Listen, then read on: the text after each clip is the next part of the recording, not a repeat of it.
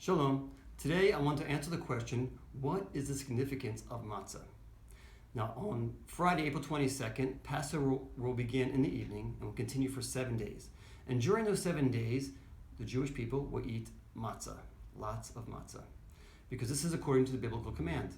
And as a result of the command to eat matzah for 7 days, Passover is also called Chag HaMatzot, which means the festival of matzot, the festival of unleavened bread. So, what is the significance of matzah? Well, during the Passover Seder, which will be on the first night of Passover, Jews will eat matzah from beginning to end, all throughout the evening. Now, there is also a special bag called a matzah tash, which is a matzah bag, and this holds 3 special pieces of matzah. Now, within this bag, there are 3 separate compartments. Each compartment holds a separate piece of matzah bread. Now, during the Passover Seder, the order of service, the middle piece of matzah is taken out. It is then broken in 2, and you have a smaller piece and a larger piece. The smaller piece is placed back into the matzah bag and will be eaten during the Passover Seder. The larger piece is placed in a cloth and it's hidden away until the end of the Passover Seder. So, all throughout the Passover Seder, the Passover meal, there's eating of matzah.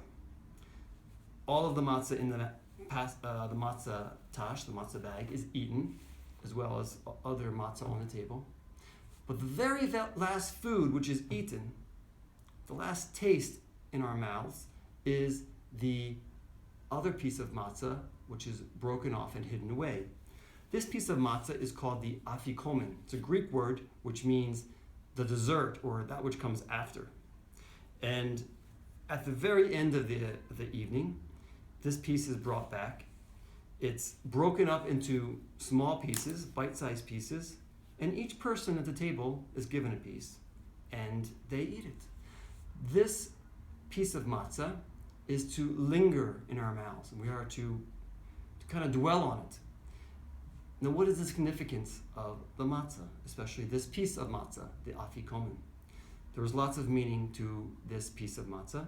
For beginners, it is a piece of matzah which represents the Passover lamb. Because there is no sacrifice today, there's no temple, Jews remember the Passover lamb with this last piece of matzah bread, to remember the great redemption that God performed in bringing our people out of Egypt. And part of that was through the Passover lamb, which was sacrificed. The blood was placed on the door, and God passed over the homes of the Jewish people. And so in remembering that great redemption, we remember the Passover lamb that was slain. Now, another meaning, the middle piece of matzah, which this was broken off of, represents the Messiah. And the Messiah will bring about the final great redemption, even greater than the first redemption for the Jewish people.